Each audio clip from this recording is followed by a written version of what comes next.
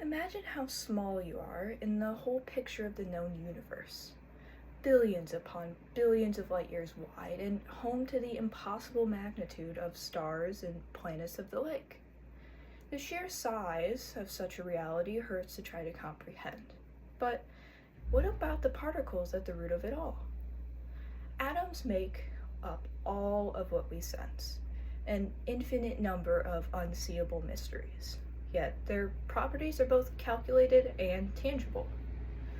Harnessing the power of the sun is not science fiction, it's just science. Taking the impossible power that enables life itself and forging it into a yielding force was claimed to be impossible for millennia. But this has since changed. Today, nuclear fission, the secret behind the long thought magic, is not just known, but utilized in some of the most innovative technology that we have. Nuclear fission acts as the beating heart for many of the world's scientific wonders, with its most notable application in nuclear reactor plants. It is an invaluable resource that receives usual minimal recognition. Today, we will cover the very basics of this unseeable wonder, from the overview to the application and all the STEM in between. Starting at the very beginning, what exactly is nuclear fission? Well, to understand fission, we have to first look at the anatomy of the seemingly simple atom. Made up of a combination of protons, neutrons, and electrons, these three act as our basic building blocks for all of chemistry. Imagine the element uranium, which is what is most commonly found in these reactors. Its nucleus, or heart, is very crowded, packed with 92 protons and 143 neutrons. Its makeup is like a suitcase that has been incredibly overstuffed to the point that the zipper is straining.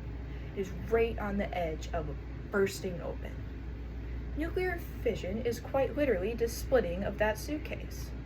When we talk about fissioning an atom, we aren't just breaking a chemical bond, like burning wood or that of coal. We are actually changing the identity of the matter itself. When that uranium nucleus splits, it doesn't just become smaller pieces of uranium, it actually transforms into two entirely different and lighter elements, like that of krypton or barium. Here is the magic part. If you were to weigh the original heavy nucleus and then weigh all the pieces that come out after the split, you'd notice something strange. The pieces are slightly lighter than the original. Where did that missing mass go? It didn't disappear. It actually turned into energy. This is the physical manifestation of Albert Einstein's most famous equation, E equals mc squared. Because c, the speed of light, is a massive number. Even a tiny speck of mass turns into a gargantuan amount of energy. To give you some perspective, a single pellet of uranium fuel, that which is usually used in the reactors of these plants, is about the size of your fingertip.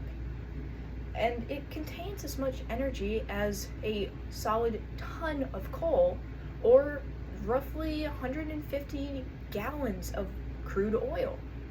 It is truly one of the most energy-dense fuel sources humans have ever harnessed. So how do we actually cut something as small as an atom? We don't use a knife, even though that would be much simpler. We use a subatomic catalyst, the aforementioned neutron. The process starts with neutron capture. We fire a slow or thermal neutron at our heavy uranium-235 nucleus, or, like I said, heart. When that neutron hits, it doesn't just bounce off or get absorbed, it actually gets absorbed, turning the atom into uranium-236. This extra neutron is the last straw to say, and as such, this nucleus suddenly becomes very, violently unstable. Think of a water droplet that has grown too heavy, begins to wobble, stretching, and then all of a sudden, snap.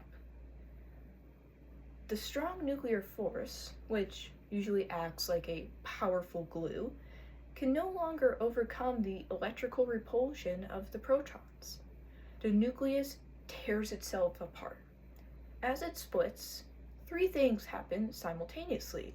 The first, the new smaller nuclei fly apart at incredible speeds. Secondly, the high energy photons or gamma rays are released. And finally, crucially, 2 or 3 extra neutrons are kicked out during the explosion. This leads us to the most important concept in nuclear science, the chain reaction. If those 2 or 3 new neutrons fly out and hit other uranium atoms, those atoms split too, and they go through the 3-step process. Then those split, and those split, and those split, and so on. It's an infinite process. In a fraction of a second, a single split can trigger billions of others. It's on a massive scale. In an uncontrolled environment, this is a weapon and very, very dangerous. But in a controlled environment, like a reactor, we use engineering to harness that heat. This brings us to the how do we use it section. Many people are surprised to learn that a nuclear power plant is essentially just a very high-tech, very expensive way to boil water. However, the engineering required to do that safely and efficiently is a marvel of human ingenuity. The reactor core inside the heart of a power plant is the reactor vessel.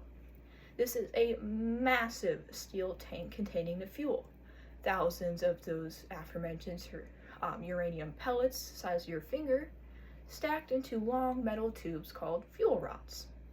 Between these rods, we insert control rods made of materials like boron or cadmium, and these materials are neutron sponges. When we want to slow the reaction down, we lower the rods in to soak up neutrons. When we need more power, we lift them up. This allows us to keep that chain reaction at a steady, perfectly balanced critical state. It is a very safe and controlled environment. The cooling systems, as the atoms split, they generate an incredible amount of heat. We circulate a coolant, usually just regular water that is pumped from nearby lakes or streams, around the fuel rods to soak up that thermal energy. In a pressurized water reactor, which is the most common type of reactor, this water is kept under such an extreme pressure that it cannot boil, even as it reaches temperatures of over 300 degrees Celsius, which is far over the boiling point of water. This superheated water then travels to a steam generator. Here, it passes through thousands of tiny tubes, transferring its heat to a second, separate loop of water. This second loop isn't under the same pressure, so it flashes into high pressurized steam. This steam is the main workhorse. It is piped out of the containment building to spin a massive turbine. The turbine is connected to a generator, essentially a giant magnet spinning inside coils of copper wires, which converts the mechanical energy into the electricity that powers our homes, hospitals, and schools. To conclude, nuclear fission is one of, if not the most important formulas for the future of humanity. Though at a quick glance it seems as nothing more than a violent reaction to agitate water into steam, it has a certain beauty in its makeup.